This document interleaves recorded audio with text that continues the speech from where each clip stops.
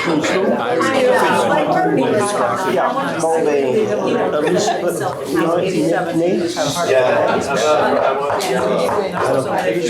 I'll call the meeting to order. He's like all over the place. No, I had to be with him every single month. I didn't have time. I didn't ride a bike for 6 weeks. And then out of the height. Call the meeting to order. Or garden. It is July 31st, another month down. First item, any adjustments to the agenda? Hearing none, we'll move on. Welcome, everyone. Thank you for coming out on another nice summer night in Vermont. We only get about 5 of them. Not a lot this summer. 3 are gone. Exactly. I'll go around with introductions first. I'm Kirk Waite from Georgia. Catherine Dimitrick, staff. Wesley comes from Franklin. Rowena Brown, Richford. Sarah Hatch, Youngstown. Elizabeth Nance, Swanton Village. Harold Garrett, Swantown. Alicia Larock, Fairfield. Alva Jelsey, Olmstown. Amanda Vaughn, staff. Sylvia Jensen, I, Lamont. Terry Tatro, Albert. Lori Rupel, Fletcher. Richard Noel, Highgate. George Gold, George.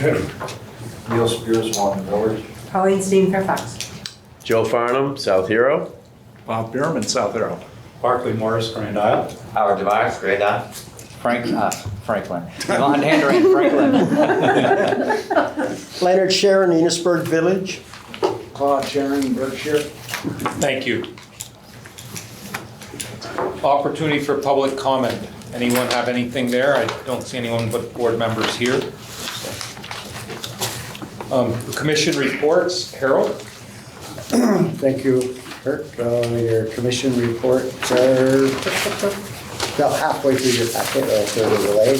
And they are from July 2018 to June 2019. And they're basically 100% complete now. There may be still some monies that may be still arriving. And So they're not 100% complete. that's what I said, they're partially. Right, the expenses are mostly in there. Yeah, the expenses are 100% complete. Right. But the income part of it, because of the way they're billed, some of it hasn't arrived yet. Correct, so we do not anticipate that $111,000 deficit to stay, and in fact, Amy has already begun the quarterly invoicing for the final quarter, and when I asked her to run a report yesterday, we were already down to negative $15,000, so that's without all the invoicing complete, so I think we'll be in fine shape by the end of the year once everything is netted out. Thank you, Catherine. And on the back part of it is your balance sheet for, shows how much money we've got. We all can't take a vacation at once, but we do have some money there. And if there's any questions, I'd be more than happy to try to answer them for you. Any questions for Harold? I actually would like to back up before Joe has to remind me again that I didn't address the minutes. I was going to take that turn. I was just finishing my cake. So draw your attention to the minutes of the June 2019 meeting.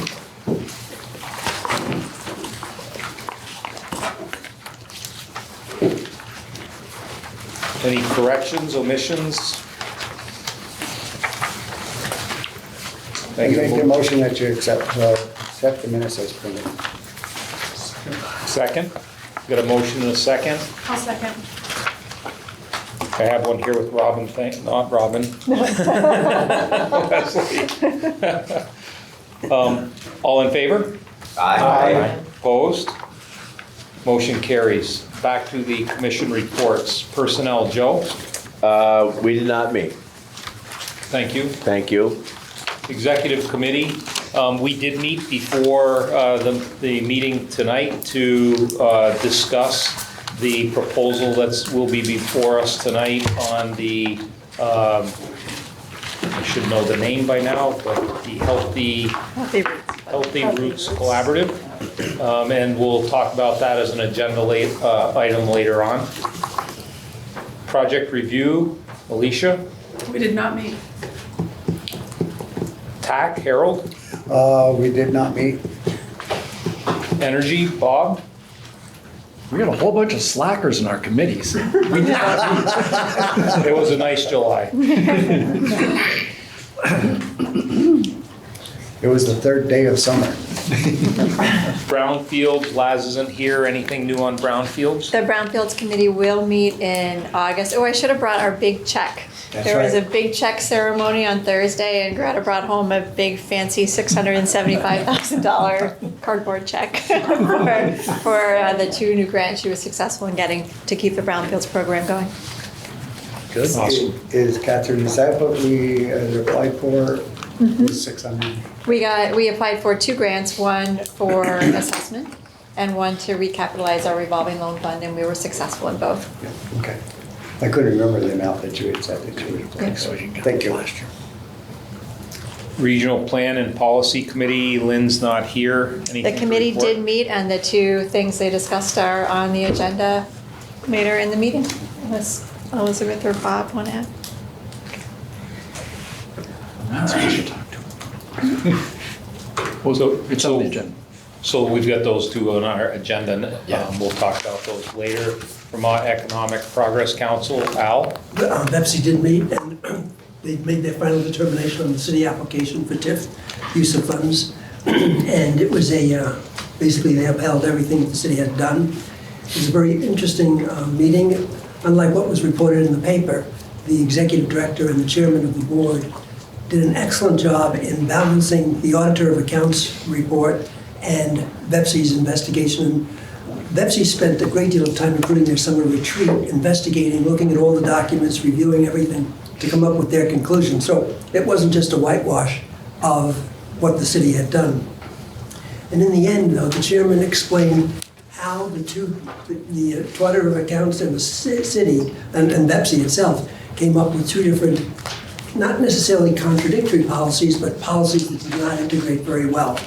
And so they made sure that the auditor of accounts would not be would purposely to state that what he had done was correct, and that what they needed to now working together was in the future primarily to go to the legislature and correct 2 sections of the law, which are literally contradictory. So I thought it was a very interesting 2-hour meeting, and listening to the reports and to see how 2 different branches, 2 different departments of government can also not do this, come up with a different conclusion.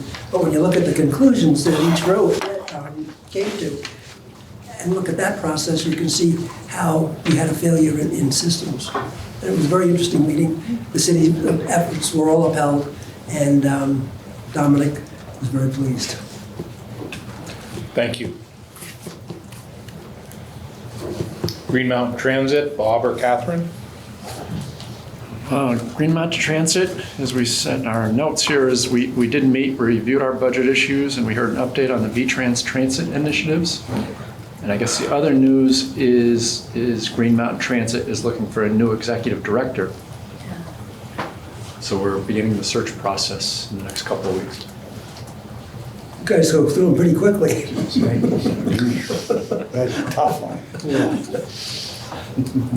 I've been appointed to the selection committee. For good or bad. Sounds like a pretty steady position.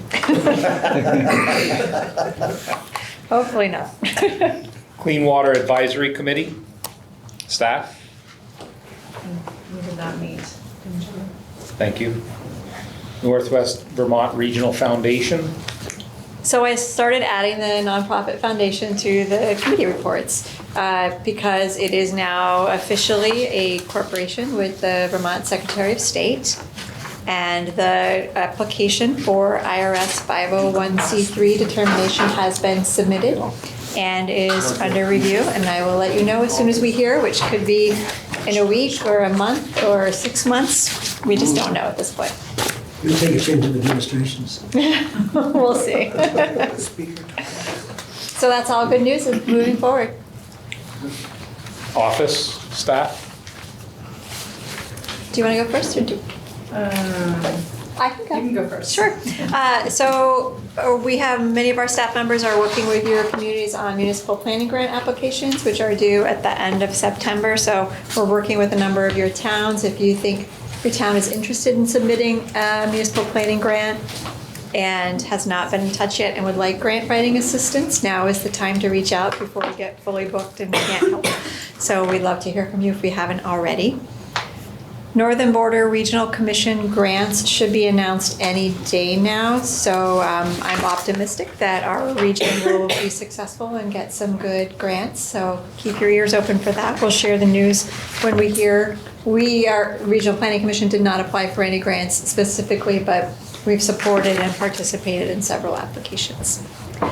We are doing a lot of work with the year-end processing, like we mentioned with all the quarterly invoicing. We're getting ready for our audit, which will start at the end of August, early September, and spending a lot of time just closing the books on last fiscal year and start of the new fiscal year.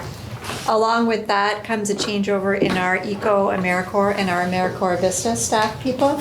So we've had two, Katie Bartone and Shannon Turgeon, that have been with us for a year, and they're both ending their service. It is one this week and one next week, and they've been wonderful to have around. We have two new people that are starting. We'll have a new Emily and a new Katie, and they'll both be starting, one in August and one in September, so hopefully some of you will get the opportunity to work with them. And as a reminder, that's a program where it's like a domestic Peace Corps where people are able to volunteer service and are paid a stipend to do projects and programs that add capacity and help reach traditionally underserved folks in the region. So, and for the AmeriCorps Vista and for the ECO AmeriCorps to work on environmental programs. So it's really been a great program. It's nice to have what has been so far people right out of college join the staff for a year, and it's been really great. As a reminder, the board traditionally takes the month of August off, so the next board meeting won't be until the end of September. One energy news to report is that Efficiency Vermont has reached out to all of the regional planning commissions, and they had a staff member leave their employ, and instead of filling that position, they are actually asking the regional planning commissions to take on those activities to help implement and foster thermal efficiency and other programs of Efficiency Vermont to help us implement our local and regional energy plans. So there'll be a new contract with Efficiency Vermont to help support some of our staff time doing those projects and programs, and we just got to figure out, do we fold that into the regional plan committee? Do we work with the energy group and how to really bring that forward? But that's really great news, and we're excited about that. And then finally, just a quick update. I know at the last meeting we talked about how I was going to get together a small group to talk about the Ag Committee idea and moving that idea forward. And that was on my plans for the month of July. But you'll see instead we have this Healthy Roots Collaborative that came up in the meantime, which has taken my time as a focus first. So I have done nothing with the Ag Committee idea yet, and I just want to let everybody know about that. It's not forgotten. It was just put on the back burner for a moment while we had this other thing. Which certainly has a tie back to Absolutely has a tie, yes. So I thought it was time well spent. All right, thanks for that moment, because when you said staff reports, my mind went blank. The two things I guess I can share as staff, and I manage the water quality program, is one of the reasons the Clean Water Advisory Committee has not been meeting yet is we're still waiting for the Agency of Natural Resources to release the information on the new stormwater general permit, and what's associated with that is a 3-acre permit, and that's going to be the part of their new permit will be applying to 3-acre sites that either do not have stormwater permits or they're not up to standards of the new permit standards, so they were pre-2002 permits. And so there are a handful, I'm forgetting the exact number actually now that I'm sitting here. I sent it out to the Clean Water Advisory Committee in July, but there are several properties, mostly in the Swanton and St. Albans towns, that could be homeowners associations or other ones that will be getting letters from the state as soon as they release this permit. So you might, as municipalities, hear about this if you will be from just your residents, if they get letters that they now suddenly have to have a stormwater permit. So that's one thing to note, and we're still waiting on. And the other one is I'm working with the state to update the Northern Lake Champlain Tactical Basin Plan. We're going to be doing some outreach meetings to residents, which covers all of Grand Isle County, and then the direct drainage from Franklin County, which is Swanton, St. Albans town, and Georgia. So I'll be making sure to keep the board members for those communities in the loop of those meetings as they move forward. Some of them will be starting late August, early September, and then continuing through the fall. Now, so you said a 3 acre. Well, how do they figure the 3 acres? 3 acres is impervious or? Sorry, yes, I didn't specify. 3 acres of impervious surface. Oh, okay. So that'd be a big Not part. 3 acre Key, parcels. word I forgot to, yeah. Yeah. No, I mean, it could have been a 50 foot wide road, but 3 acres around it. So one has to, Some of those particulars, we're still waiting for the permit to come out to see how they are going to be defining things. And there will be a 30-day period, and they even have it on their state website, provides more details that once this goes out to all those landowners, they do have that 30-day period to provide feedback, and there could be potential for the department to still tweak things based on what it actually means on the ground. so there must be some municipalities that have their town office or whatever may have that much also impervious. So does that apply to them also? It will. I mean, Swanton Village is one that has 3 acres, so they'll have to identify how they can meet the new permit. And there are a few school properties as well. Yeah. Yes. Will that affect like people that have just 4 lot subdivisions? In other words, they don't need to go to Act 250 or anything like that. They just get a permit from the town, subdivide 4 lots because it's a private road in Swanton. You can put 4 houses, subdivide 4 houses, and you don't need a permit from the state or whatever. The road has to be a certain width to handle, fire trucks and rescue and stuff like that. But so. Is that going to affect them? Do they have to measure out, make sure that the road and the driveways and everything is not going to be more than 3 acres? I think it'll all depend on how much of the impervious surface is on their particular parcel on their property. So Will that have to be, this is probably a question you may not know, but will that have to be like brought to our DRB board before the permit can be issued? no, I believe it's just something they would have to get a state stormwater permit if it was. That's what I mean, the state water, would they have to have that when they apply for their subdivision? They. So, no. No. Because this affects properties that are pre-existing, Yes. that either don't have a stormwater permit or didn't have one that meets today's standards. So any new projects would fall under the stormwater rules that have been in existence for the last few years. That's what I mean. So nothing would change with that. So they,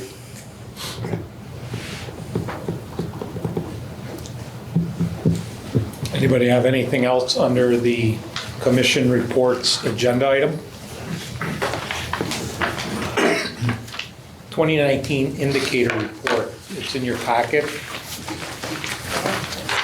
So Lynn sends her regrets for being unable to be here tonight for happy reasons, but she would normally be happy to present to you the regional plan indicators report. I'll note this is a final draft. The regional plan committee did review it at their last meeting. There are a couple of key points of data that still need to be updated, and we're asking for feedback from the full board as well prior to releasing the report. Some of the highlights, although it's still a small number, our diversity is increasing in the region. Our unemployment rate, like elsewhere in the state, is trending downward. And our poverty level related is also trending downward. So those are both positive indicators. And we still rank #1 for value of agricultural products sold in the state. I'll bring your attention to the economic region, which is on page 2, under educational attainment. You'll remember, many of you will remember last year, we did have a long discussion about this measurement of whether the percentage of those with a bachelor's degree is really the best measure. And I will tell you that we are really trying to find a second measure that looks at licensed trades or certifications or some sort of beyond high school training or education so that we can have a second number to add in here. We haven't so far been able to locate what we consider to be something good that's representative of the region. There's some statewide data, but it's really hard to find regional. So it's still a work in progress, and we haven't forgotten that comment is what I want to make sure everybody understands. But could not the community college give you something on the associate degrees, associate degrees? Yeah, but we were looking for something beyond college. Like, Well, so is that, isn't it? what was that? An associate's degree is a 2-year degree. Right, but something beyond like Now, there's nursing, the school of nursing is coming in here, which is technical, will be technical nursing. but we were looking for, we can absolutely get associate's degree numbers, and you can get that through the census too, but we were looking for like licensed trades or certification programs, something like that. Right, master, plumbing and. Yeah, plumbing, electrician, cosmetology, anything that's some sort of recognized professional certification of some sort. Heating, ventilation. So we're still looking, and we haven't forgotten that comment, so I just want to make sure everybody knew that. Secretary of State. Right. We did try that. Yes, great idea.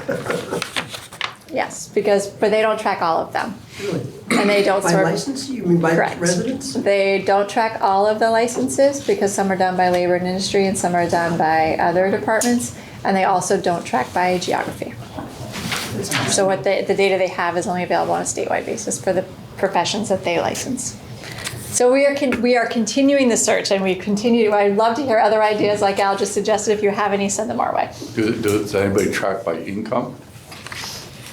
Then you find out what profession they have. There is income by profession. Yeah, we do have that data. No, but I mean, income, then find out what profession it is and how much education. That's census. Yeah, and it's not sorted in the types. We can look at it a little bit more. The Department of Taxes might be able to help you with that question, because you have to list what your occupation Right. is. Right, and there's census data also that separates it up. And yeah, so that's a good, we'll see if we can pull something apart there. And we've had a lot of people say, great idea, we'd love to see the data too when you figure out how to get it.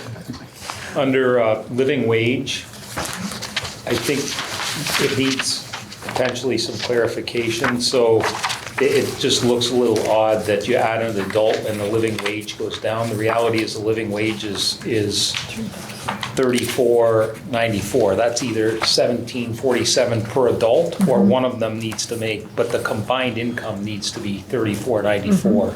So it just seems odd to me that you add an adult and the living wage goes down. Yep.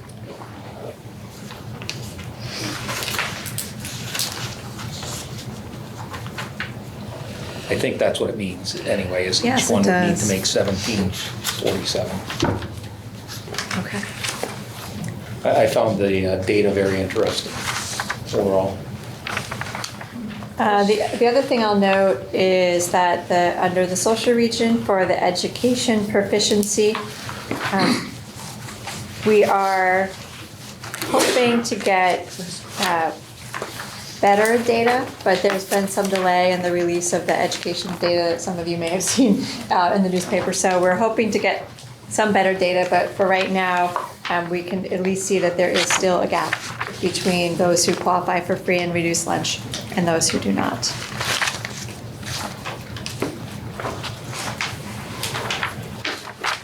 Catherine, can I get, physical region, can you define what, it says 82,323 acres of protected lands in the Northwest region. What's the definition of protected lands? The one that we used is that there's either a conservation easement or another deed restriction that prevents it from being developed for other than forestry or agriculture or So that's conservation. not including land in current use? Correct. It is not including current use. So there's an easement on it? It's a permanent or relatively permanent That's protection. a lot, that's a lot of acres. It is a lot of acres. Yes, but what's driving a lot of that too is the wildlife refuge.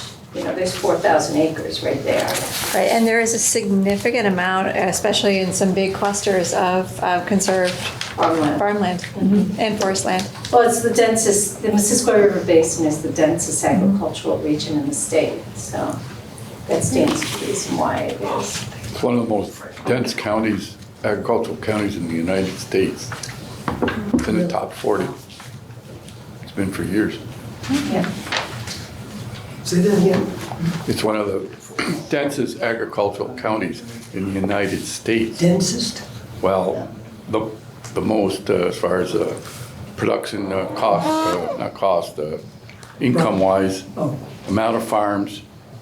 It's a big red spot in New England, but it's also in the top 40 in the United States, the highest agricultural counties in the United States. Been up there for 30 years. Addison isn't too far behind. Correct. But, there's a lot here, definitely. Missisquoi River Basin is very good agricultural land.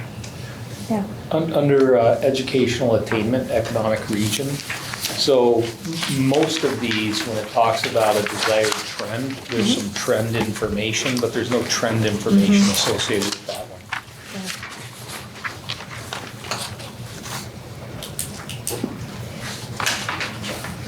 Could I also ask on transportation, the 31 miles of the bike paths in the region, what about the Lamoille Valley Rail Trail?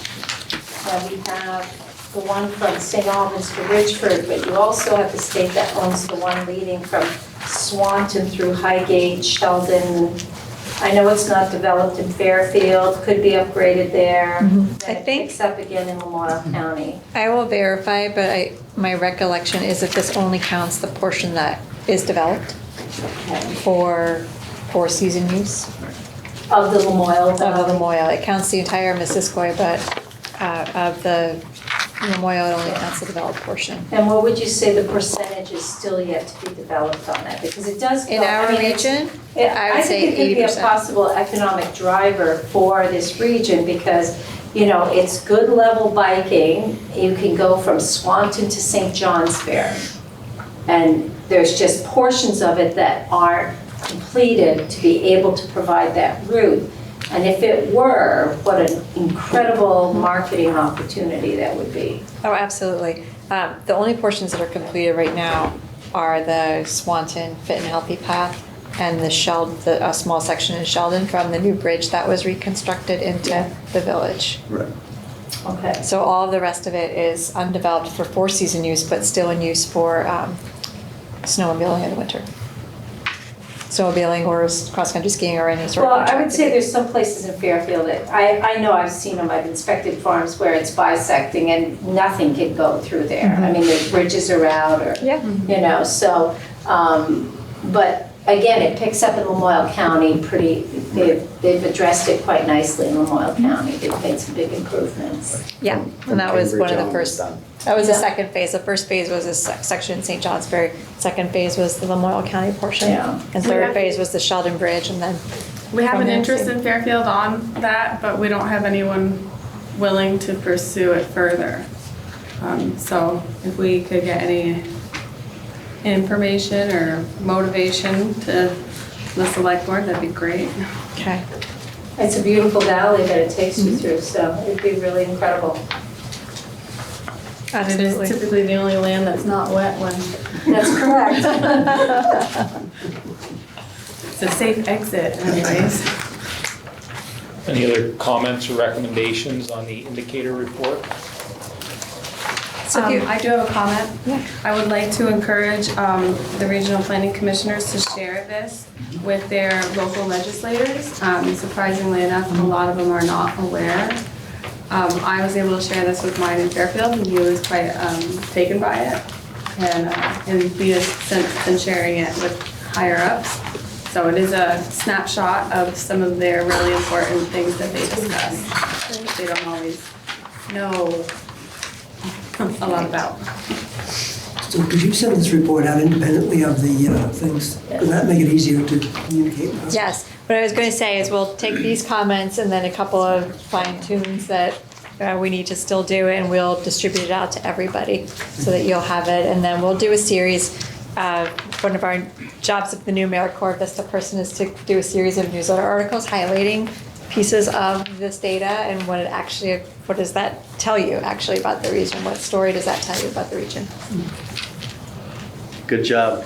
Yes. And I will let Shannon know. She did a great job on it. And no actions required, it was just to collect inputs, It right? was collect inputs and to give you an update. 2019 implementation report. Again, I'll pinch hit for Lynn on this one. So this is our annual report about how we are doing implementing our regional plan. What you got in your packet is actually an excerpt from the regional plan. It's our full implementation table that says what are the actions and activities we're going to undertake over the 8 years from when the plan was adopted to when we renew it. And so we go through periodically and just assess how we're doing in terms of the implementation plan. And I would say overall, we did a really good job coming up with our implementation plan because we're actually taking action on pretty much everything on this list. Some very much more so than others because the list was not a prioritization of actions and it wasn't sorted by where we spend the most time, where we spend the least time. It was just a list of actions.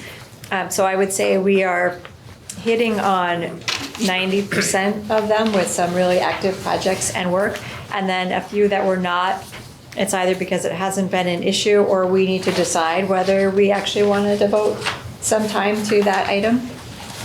One being the annual Island Summit that we did in conjunction with the Chamber of Commerce and Regional Development Corporation for a few years, and then they wanted to take some time off, so we haven't done it since, but it's something we could certainly take up again. If you look at, I'll just hit a couple of highlights. If you look at the economic region on page 1, the identify funding to hire or sustain a local foods coordinator, the timing is right for the agenda item we're going to talk about later on in the agenda, but even before that, we've been very active in the Healthy Roots Collaborative and supporting that position. Moving ahead to the next page, we talked a lot about, there's a lot of actions. There's one in the energy and there's one in other areas too about looking at multimodal development, complete streets, biking and walking. And I would say both with the Missisquoi Valley Rail Trail marketing plan, the work we did in partnership with Rise VT to bring Mark Fenton here, and some of our other activities, we are really very, very active in that area. And that's been a highlight of our work. Catherine, get back to nursing. Is there any way that you could work with the hospital to help them with the nursing program?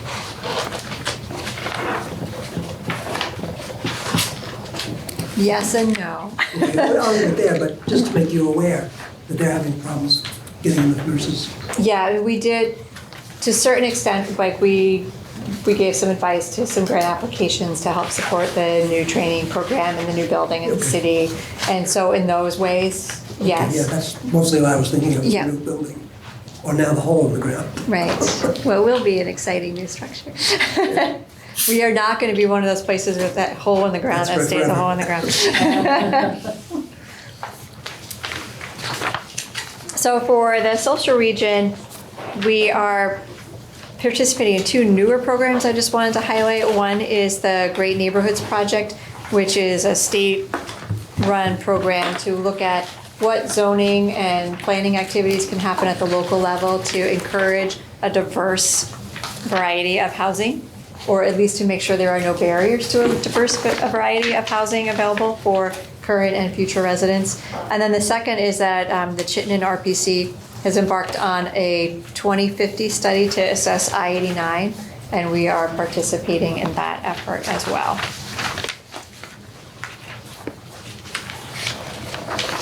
For the community health,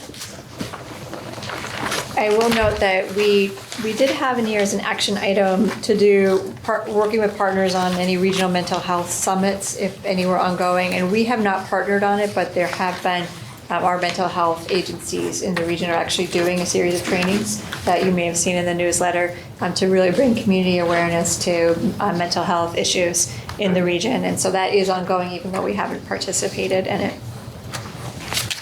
And then for the physical region, there's a lot in here about water quality, and I would say that area, since we first adopted the regional plan, that area has grown significantly, and our actions there have really, we really met our goals for the regional plan.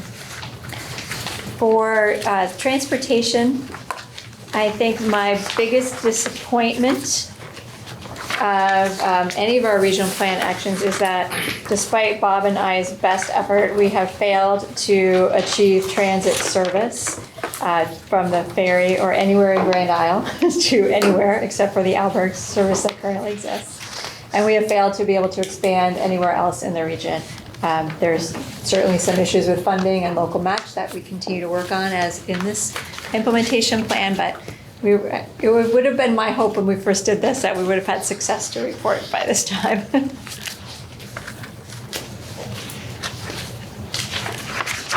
And that was it. Those are the things I wanted to highlight. I shouldn't end on a disappointment, I guess, but we'll end on the optimism that we will continue to push and work and find ways to make that happen. If I may add an optimistic. Yes, please do. Going back to page 2, the Energy Committee formations. And we just want to work with Taylor. He was very helpful. I think the number of energy plans since it started in 2017 is actually pretty impressive. It really is, you're right. Yeah, thank you for highlighting that. I would have to say also under land use actions that it says no activity under developed technical assistance materials for municipalities wishing to encourage and support working landscape. I understand that RPC assisted Berkshire in their zoning bylaws, and they'll be the first to exercise the conservation subdivisions. I would say that is an activity in that. I think you're right. I didn't put that on there because it's in the specific. testing phase. Yeah, but I think that's right. We should note that. I mean, if the outcome produces what it is supposed to, then it will be helping in protecting open land. Yeah, absolutely. Yep. Do you think in September maybe we could get an update on the Montreal rail service? Yes, sure. That's nap time. We've been waiting for 20 years for Leahy to do something. Well, we did for bridge over the Missisquoi and we got it finally. We waited Yeah, I'll that make a long note for of that, the Barclay. B-25 bridge, but we waited that long for the B-25 bridge over in East Highgate. I went over it to see this early evening. The old bridge is being taken apart. So that's it. I just wanted to. Any other comments? I think your question of the person who wants to do the railroad between St. Albans and Burlington, do you know anything about that and its status? I know the cars are parked down here, but.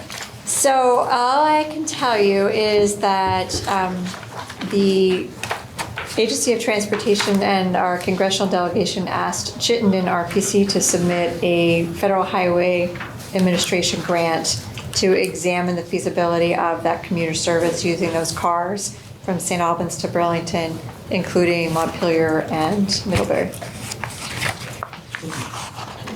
So that's the only activity I'm aware of. Well, at least It's something. Start. Yeah, absolutely. And so if they're successful in that grant, you'll hear a lot more about it because we would partner on outreach and feedback. Did the planning commission have any input to, I know at Missisquoi they're putting in a big generator so that in case of emergencies, it's another gathering point that people can go to? Probably. I would say Well, Sean was involved in the conversations would be my best guess. Well, after Yeah. another few months, that'll be another place people can head to if their homes are damaged or in floods or any of these type of tornadoes. Yeah, and they did serve as a shelter during Well, the now Swanton they're gonna floods, be, and now they'll be better shape. Automatically powered. Yeah, great. Big generators going in. Great. Anyone else? Thank you. Next on the agenda is Healthy Roots. There's a package that was sent to each of you. It's a proposal for the Healthy Roots Collaborative to become a program of NRPC and the Northwest Vermont Regional Foundation. Catherine's going to take you through it. It's I think that it does have a direct tie to the commission's wish to be involved in advancing agricultural things in the region. But with this proposal certainly comes some responsibility.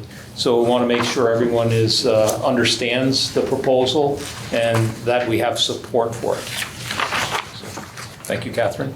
All right, sorry, I'm doing a lot of talking tonight. I don't usually like to do this much talking at board meetings.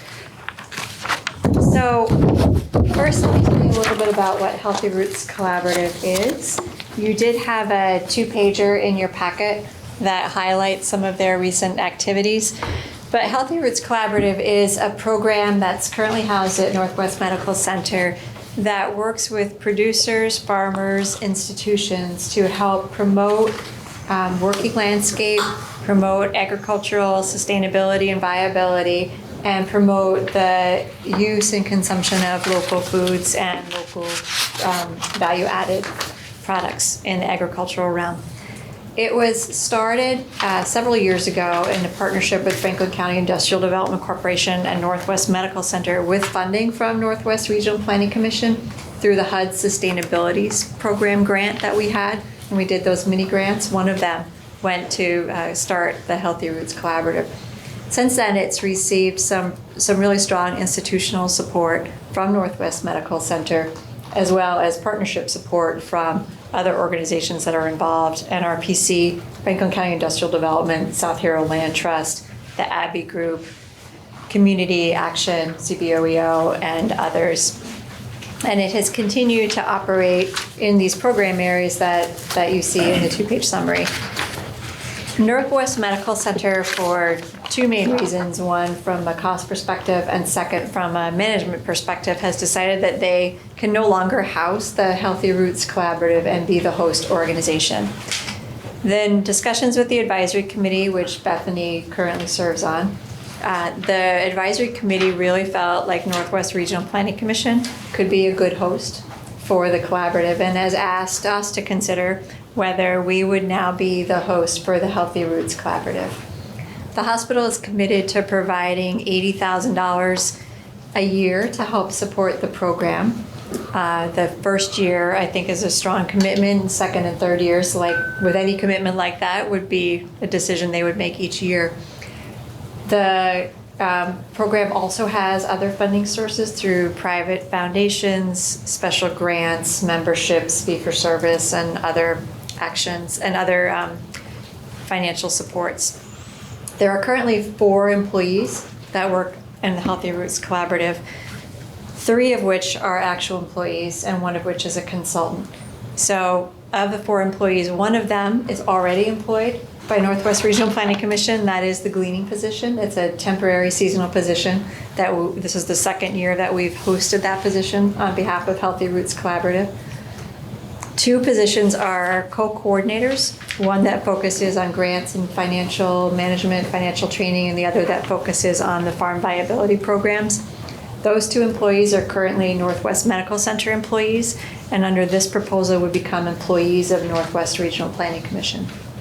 The 4th employee is a consultant arrangement with South Hero Land Trust for the farm to school and farm to institutions. And under this proposal, that would stay as is. That person would remain with the South Hero Land Trust doing work of the collaborative.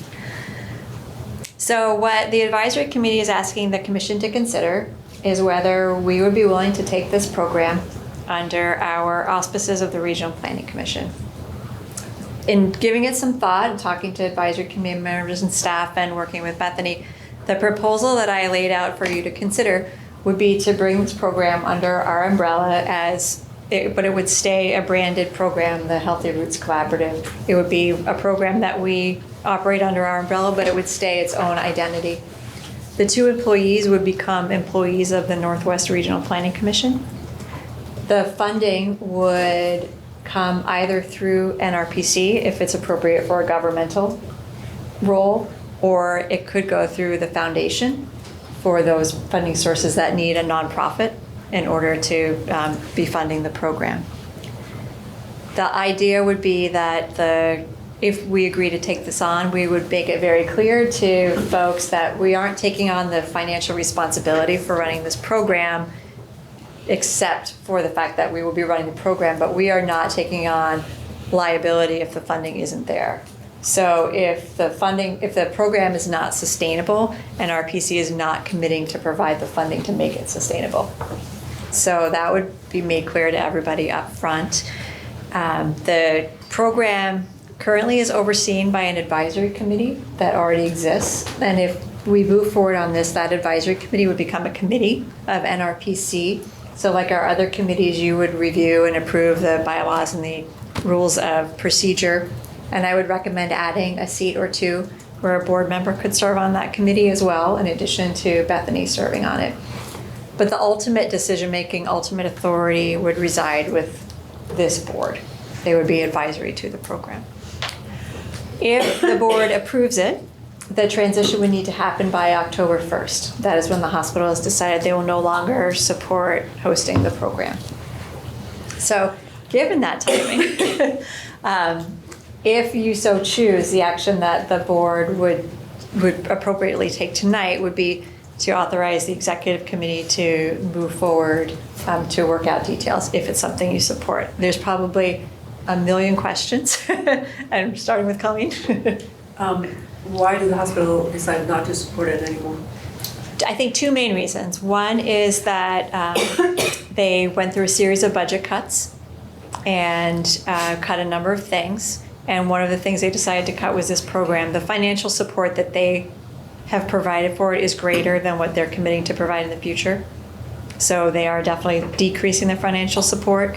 And secondly, I think it's been very difficult for them to manage this program within the bureaucratic umbrella of a hospital with the Green Mountain Care Board, approval over budgets, and how all of that functions. It's very difficult to fit a program like this into that easily. So those are the two main reasons. Did you want to mention that they'll be housed at FCIDC? Oh, I should have mentioned that, yes. If you've been in our office, you know we're pretty tight already with space. Franklin County Industrial Development has also offered free office space for these two employees, so they'll be giving in-kind office space, and also they've committed to $5,000 a year in a cash contribution as well to support the program. What are the existing funding sources besides the hospital? There is a USDA grant. There are a couple of smaller foundation grants. There's some fee for services for training. There's some income from the In Good Taste event. If any of you have attended that, you're familiar with it. There's some income from that, and some conference registrations and education fees. And how big is their budget? The budget is about $160,000 a year right now. And when we talked about it at executive committee, what Harold had suggested, which I would agree with completely, is that this would be a budget we would in some ways track separately from the NRPC budget, so that it would be very clear and transparent what is the Healthy Roots expense and income. The movement of employees, are they going to have equivalent benefits and wages? Mm-hmm. Yeah, fortunately the wages are pretty in line with our current staff, so that was really good to see. And then the benefits program they would get the benefits. The specifics about how all that works with timing and limited term versus regular and all that are some of the discussions that still need to happen and a lot of the decisions that need to get made, but they would be employees like any other employee. If this option was not approved by the board, what other options does this group have? I don't know. There's one of the partners, the board said no. So South Hero Land Trust Board did not want to be the host of the organization. They didn't see it as closely aligned enough with their mission and their strategic ideas moving forward, which made sense to me. I suspect that if push came to shove, FCIDC would probably agree to do something. So basically, these FDIC or you, our organization, to do save it. Yeah. thing that worried me, you only have 1 year's money for the future, the fiscal. We have, well, we have a verbal commitment for 3 years, but the hospital, given its budgeting and bureaucratic framework under the Green Mountain Care Board, can't make, Right. they can't make more than a 1 year commitment to anything because of that. But there was note that they would try to fund this for 3 years, somewhere I read. The hospital has committed to trying to do it, yes, with it, yeah. What happens in year 4? That is what we would spend years 1 through 3 figuring out. Good answer. One of the things I do think having the Healthy Roots under the umbrella of NRPC and with the foundation gives a significant new flexibility for the staff to be more entrepreneurial in the grants and funding that they seek that they couldn't be with the structure of the hospital. So my hope is that that will really be helpful. And additionally, they got an EPA grant for technical assistance to do a strategic plan, and that's happening in September. It will be finished in September. That will really set them up nicely for future grant applications. And I've worked with one of the staff members as part of FCIDC, and I think you touched on it, having an additional grant writer alone. They've gotten USDA, they've gotten EPA grants, so they know what they're doing, and I think that alone would be very helpful. And I think it does fit in, particularly if we're talking about ag and value-added agriculture. I think it definitely is a strong motivator. Yes. And the fact that you were connecting and communicating with each individual town in the 2 counties, I think is a huge step in their servicing the area in a more thorough, exciting, and result-oriented way. Mm-hmm. What's the lifetime of the effective federal agriculture grant? Is that something US that they have, USDA? Is it? That's annual grant. They have to for that reapply program. every year? Mhm. Yeah. Yeah, and they had just applied for a big grant through USDA to support some of the program, and then found out at the very end that they were ineligible because they were under the hospital. But we could certainly reapply with a new structure. I might have missed this before. How long has the program in its current existence? 2013. Yeah, about Okay. 5 years. 5 years. Yes. Just a small point. I know Rotary helps the food shelf on Thursdays, stock shelves, and they also have a community garden at Houghton Park, I think. But anyway, my point there is that somebody, when this gets going, might want to talk to Rotary for one community support, and also how they might be integrated in the future. Yeah, great point. Ron? I'm hearing a lot of positive things about this, but it seems like I'm either not hearing or the help there that's behind this. I mean, who's going to be making this happen? Who's going to invest the time? Do we have the help? Do we have everyone that we need to do a good start on this on the first year around? Mm-hmm. We do. I know, it's a great question. Okay, so we're not sure. So that's, Yeah. that's where the concern is right now. So I think it's a, based on the review many of us have done, it's a good program now. Okay. The staff that runs the program is coming over with the program, so there's no reason to think it won't continue to be a good program. I guess the question is from my perspective, is as we try and put our money where our mouth is, so to speak, in terms of how do we get involved and help the agricultural community, can we make it even stronger than it is now?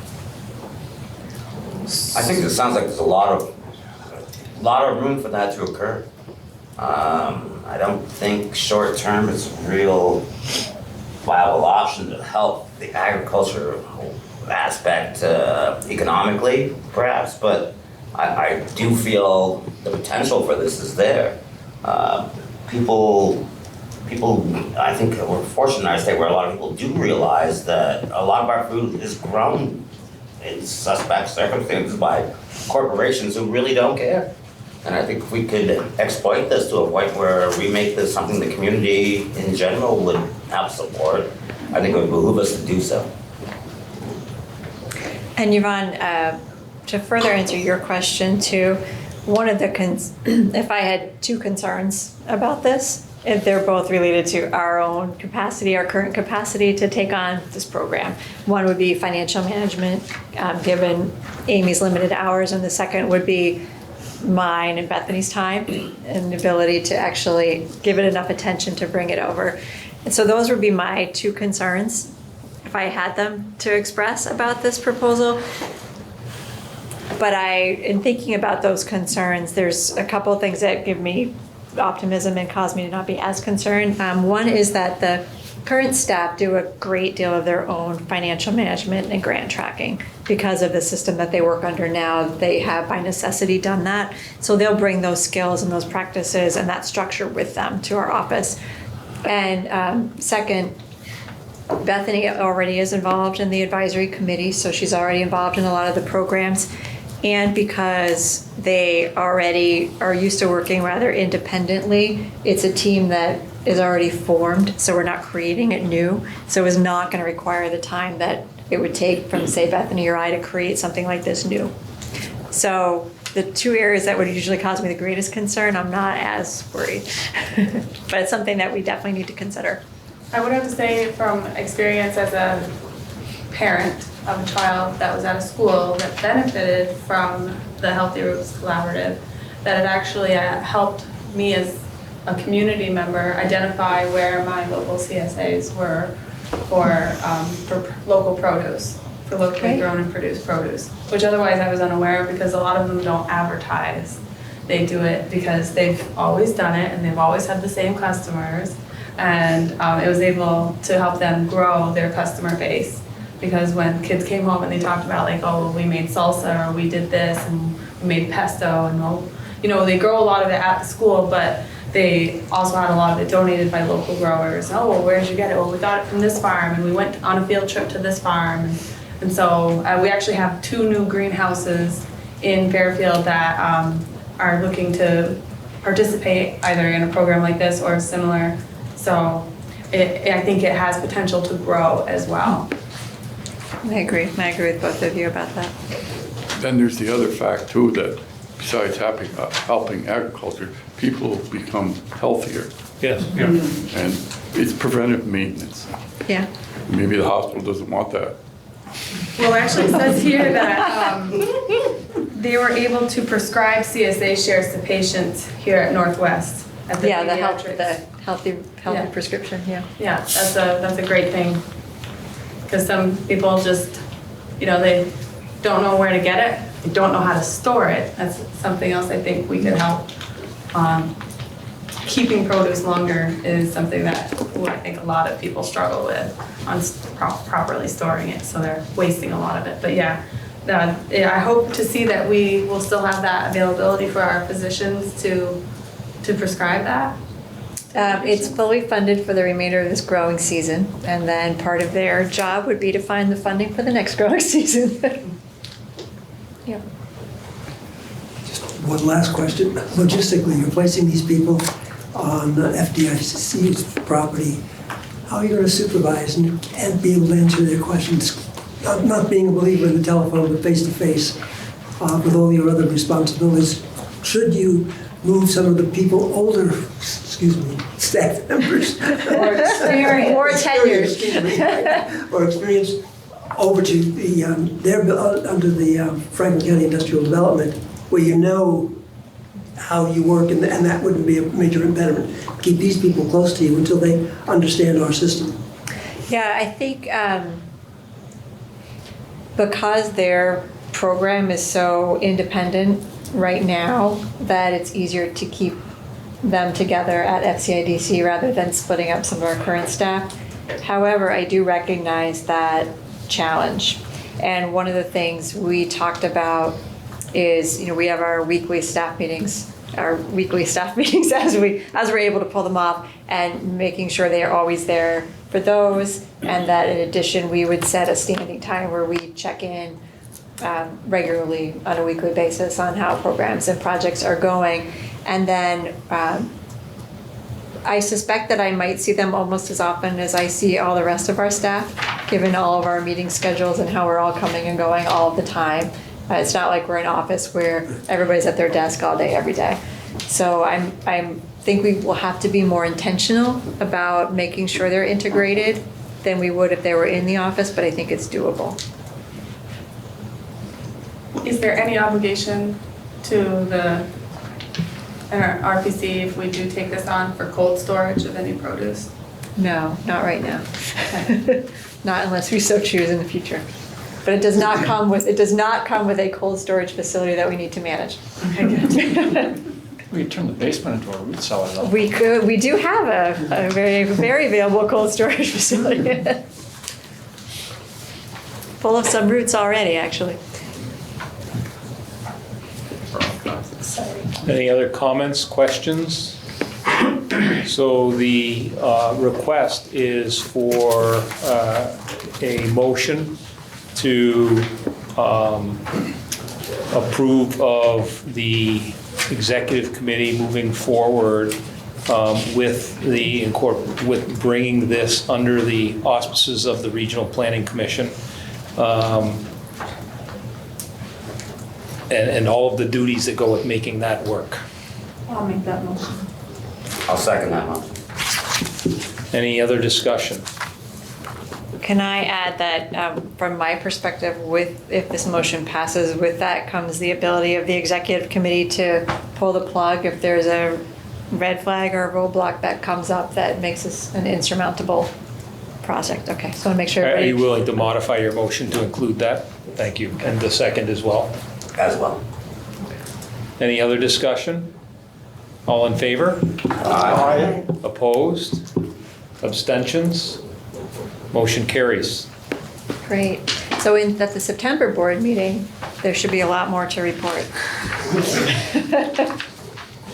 Next item on the agenda are the committee assignments. Yeah, it's to ratify your assignments. So the assignments that are being made are Personnel Committee, Project Review Committee, Regional Plan and Policy Committee, Finance Operations Committee, Executive Committee, and Municipal Plan Review Committee.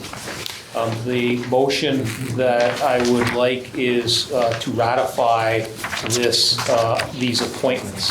Recognizing that if anyone feels strongly that they were left out or that they really don't feel they belong within a given committee, certainly speak to me, because we want to make sure that people are on committees that they're going to actively participate on. I'll make the motion. With the correction of your name on that That one. would be with the correction Just saw of my name that. under Municipal plan review.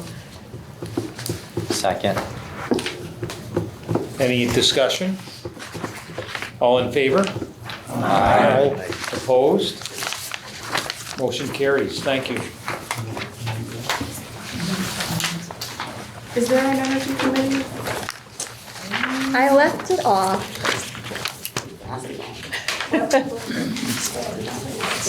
It's an ad hoc committee as is, so it's not officially a bylaw established committee, which is why it's not on this sheet. And it's a discussion I think we need to have about what makes the most sense moving forward. Would I like to be on that committee? Would you like to be on that committee? Yeah, you want to talk about the other end, the building committee? Yeah, we have one already for health and yeah. The position's been filled. So now just Commissioner announcements. Yvonne. It's not an announcement, it's a question. Just asking the board if it would be convenient or more convenient if we met a half hour earlier than what we have been. Just a suggestion, just a question. I'm just throwing it out there if it's something that the board members would be interested in. In social 6, beginning the meeting at 6:30, Yes.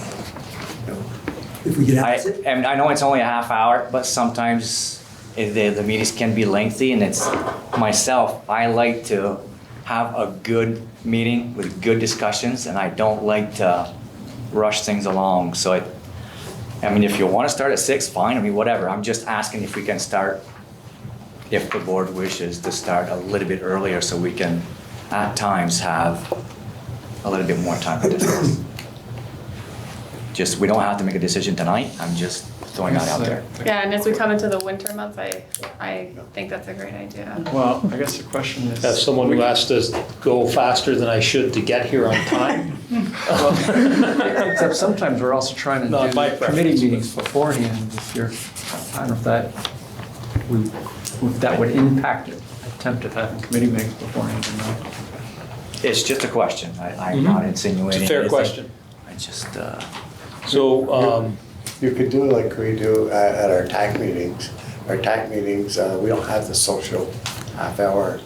If the meeting starts at 6:30 or whatever it is, and everybody eats, we make our presentation while people are eating, and it just, that eliminates that half hour. Keep us quiet while there's a guest speaker. Yes. You got a guest speaker, you eat while you listen to the guest speaker. That is not very And, polite. no. That's not polite to be eating while a guest speaker is. They don't mind. But the other thing is, we say social time. It is time where we can ask, how are you doing? How are things? You know, just kind of connecting instead of immediately walking in, grabbing a little bite to eat, sitting down. But I understand, Bob, your point too, you know, there's committees that meet before. Because I know policy, project and review would do that sometimes too. Yeah, on occasion, I think it could be avoided though on that end for better planning. Okay. Yeah. Like maybe project, since we have one that meet the most before, we could change our meeting date to later in the month instead of earlier in the month, and that way we're not scrounging at the end of the month to review some things. So I'll make mention of it at our next project review meeting.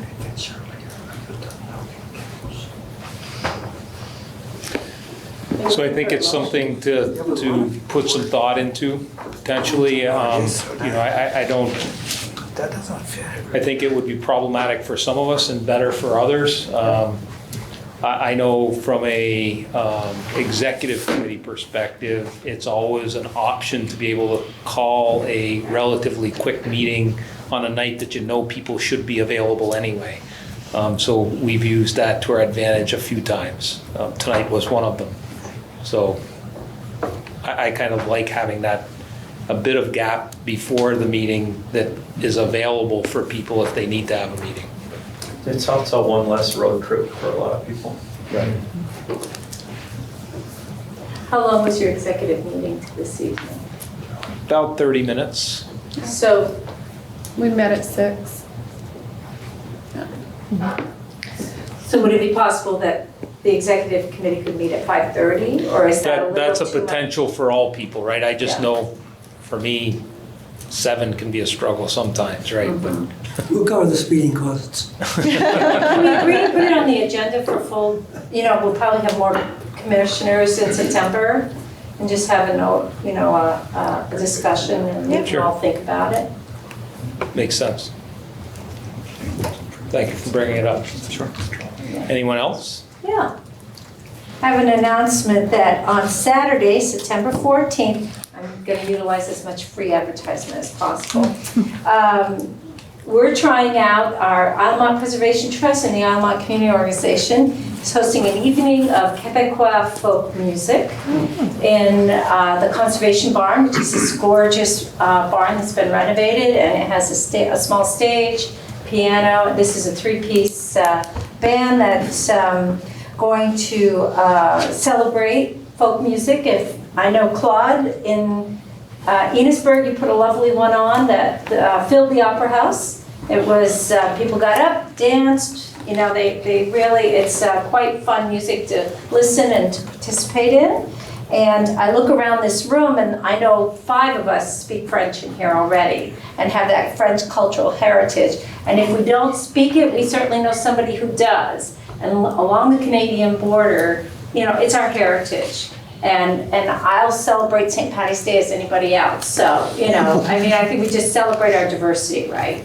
And so that is going to be at 7 o'clock, and the tickets are on Eventbrite. So you can put $15. pretty reasonable. And we're gonna have Quebecois desserts at intermission for sale. So where is this barn again? It's called the Conservation Barn or Preservation Barn. And if you just go to eventbrite.com and put in the Quebecois Music September 14th, it's all right there. There's a map. You can buy the tickets online. Everything's going to be online ticket purchasing. Where is it? Is it out of It's Mont? actually like abutting my land. It's on the south end of the island. Okay. Yeah. They host, what is it, Lunch on the Rocks or something in July and August. So it's where the ancient Chazy fossil reef, that's a national natural landmark, is there. And So if it's you at this come park. early, you can do the trails, and for every foot of the trail is 1,000,000 years of evolution. So there's this great display that takes you through, and it's informational trail. So that's my pitch. Thank you. There's only 100 tickets, so it's not, you can only seat 100. So, Sounds fantastic. yeah. You're saving a big dance floor? Is there a big dance floor? No, I think Claude, they basically had people go up, and you were actually sort of like holding hands and walking, going around. But that band that you had they were from Quebec, and they were just phenomenal. Montreal. Yeah. You remember that, Claude? That was Claire Vien, wasn't it, that put that together? Don't know. But we've been working hard. We have a French conversation group that's formed throughout the islands and in Plattsburgh. So it's from that group created this event. Favreau? Fabio? So, anyway, that's Thank you. shameless plug. Good way to keep the community and the region knowing what's going on. Anything else? Well, we can plug things. This weekend is the Sunflower Festival at the Franklin County Industrial Development Park. Thank you. There's a lot of great events. Franklin County Field Days. Yeah, and Tuesday night is National Night Out. That's right. I know Swan has some, and I know St. Albans City here as well. August 10th, the governor's going to be in St. Albans, And Swanton, last fall. Viking. And the end of August is when the governor comes for capital in a day or Capital for a day in Grand for Isle. a day. So Grand Isle County on notice if there's places we want them to go. I'd really like them to go to the Elbert Elementary School. So would I. I suggested that Yeah. last time.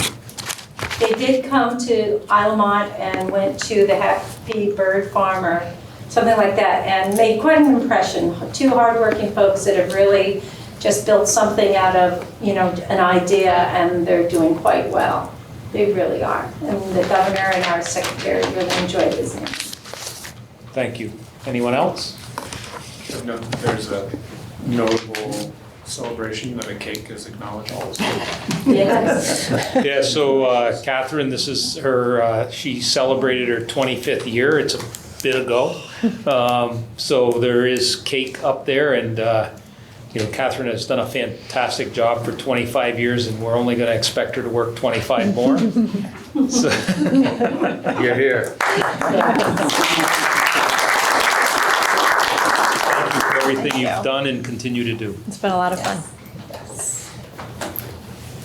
Hearing nothing else, a motion to adjourn.